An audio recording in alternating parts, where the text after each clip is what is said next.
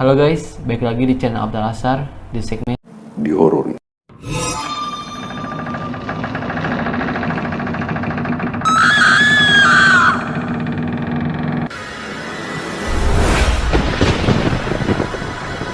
Jika kalian menonton ini sendirian, jangan pernah merasa kesepian, karena mungkin mereka sekarang ikut mendengarkan kisah ini bersama kita.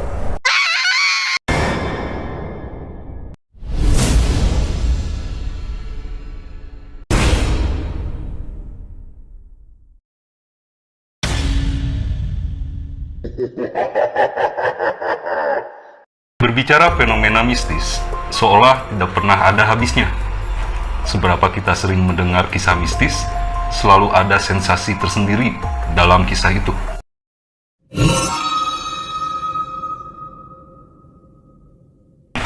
Oke, sekarang saya akan bacakan history atau sejarah tentang babi ngepet atau pesugihan babi ngepet. Pesugihan babi ngepet salah satu pesugihan yang sampai sekarang masih eksis selain tuyul, yang banyak sekali bisa ditemui cerita dan kisahnya. Sebut saja kisah tertangkapnya pelaku babi ngepet di beberapa daerah. Sementara pelaku pesugihan babi ngepet ini untuk bisa menguasai atau mempunyai pesugihannya harus bertemu dengan siluman babi.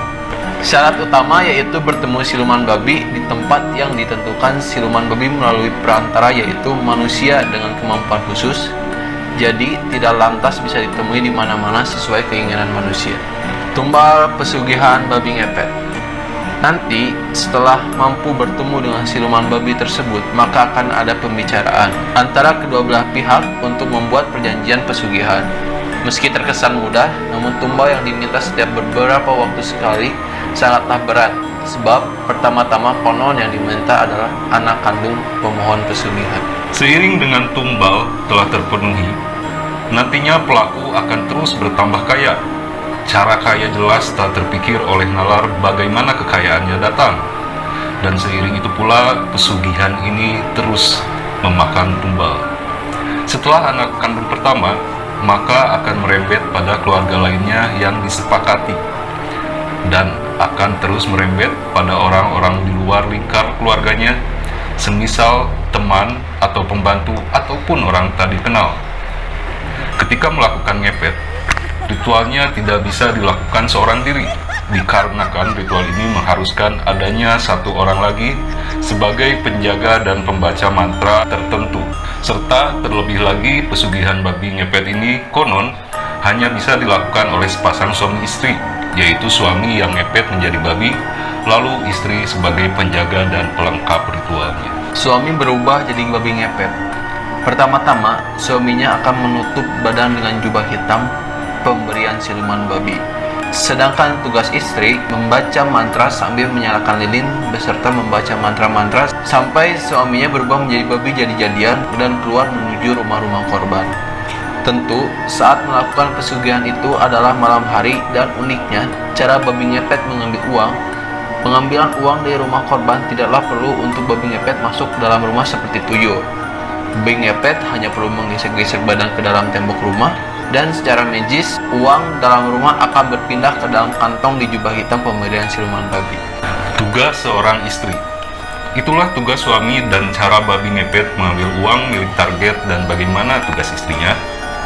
Tugas istri hanya menjaga agar nyala lilin tidak berkedip dan bergoyang-goyang.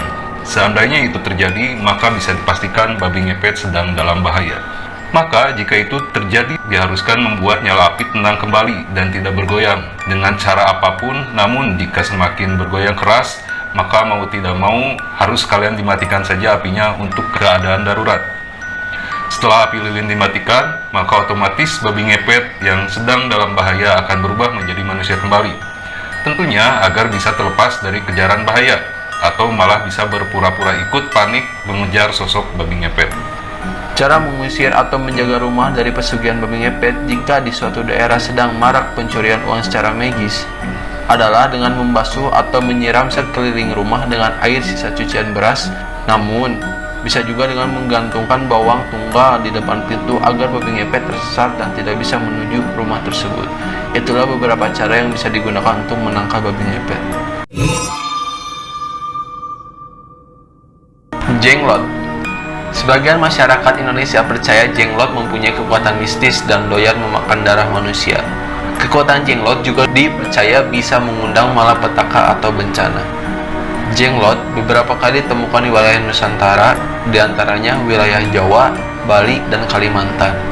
Jenglot sendiri merupakan figur hominoid berukuran kecil.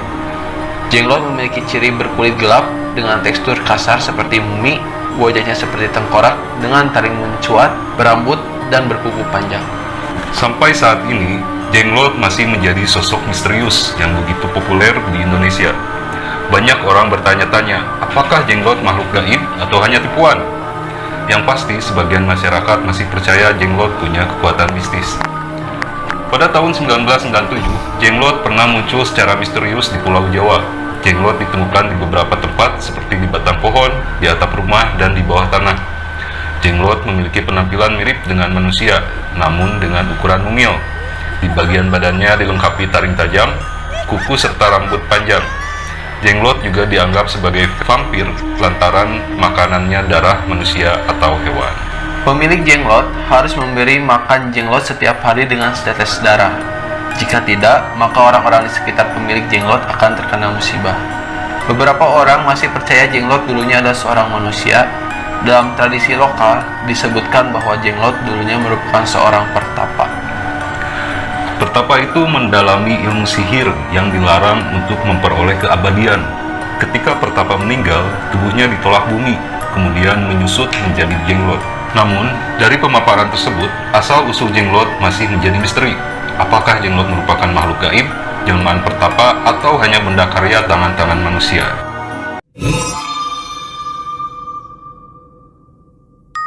Wewe Gombel atau juga disebut nenek gombel adalah sebuah istilah dalam tradisi Jawa yang berarti roh jahat atau hantu yang suka menculik anak-anak, tetapi tidak mencelakainya. Konon anak yang diculik biasanya anak-anak yang ditelantarkan dan diabaikan oleh orang tuanya. Wewe Gombel biasanya akan menakut-nakuti orang tua si anak atas sikap dan perlakuannya kepada anaknya sampai mereka sadar. Bila mereka sadar, Wewe Gombel akan mengembalikan anaknya. Latar belakang mitos. Menurut cerita, mitos Wewe Gombel dipercayai digunakan untuk menakut-nakuti agar anak mereka tidak berkeliaran di waktu malam hari. Sebab pada masa lalu keadaan gelap gulita amat berbahaya karena hewan buas mungkin memasuki kawasan perkampungan dalam kegelapan malam. Oleh karena itu, Wewe Gombel diciptakan untuk menyelamatkan mereka dari ancaman tersebut. Wewe Gombel biasanya digambarkan dengan sosok wanita tua, keriput dengan payudara yang terlihat panjang dan menggantung. Nama Wewe Gombel dengan penggambaran umum seperti yang telah disebutkan, mungkin juga bukan sekedar isapan jempol belaka. Ada suatu analisis logis mengenai salah satu bentuk motivasi orang-orang dulu atau tatanan masyarakat primordial untuk mengantisipasi tindakan yang mengundang kebiasaan-kebiasaan buruk yang berpotensi melanggar aturan. Misalnya, anak-anak yang seharusnya belajar di malam hari atau berkumpul bersama keluarga, tetapi malah bermain di luar rumah dan tanpa pengawasan orang. Cerita tentang adanya sosok Wewe Gombel secara turun-temurun dan paralel menyebar ke berbagai individu, yang sebagian dari para individu itu mungkin juga secara sepihak mengarang definisi tambahan mengenai sosok Wewe Gombel. Kemudian merebak ke segala arah dan dikonsumsi oleh banyak pihak. Konon, Wewe Gombel berasal dari sebuah bukit kawasan Gombel, Semarang. Dahulu banyak orang mati di bukit itu akibat pembantaian pada masa penjajahan Belanda. Itulah sebagian cerita asal-muasal mitos yang ada di Nusantara. Terima kasih sudah mendengarkan kisah ini. Dukung terus channel kami dengan cara subscribe, like, comment, and share video ini sebanyak-banyaknya. Sampai ketemu lagi di episode selanjutnya di channel Apa Kata Hasan.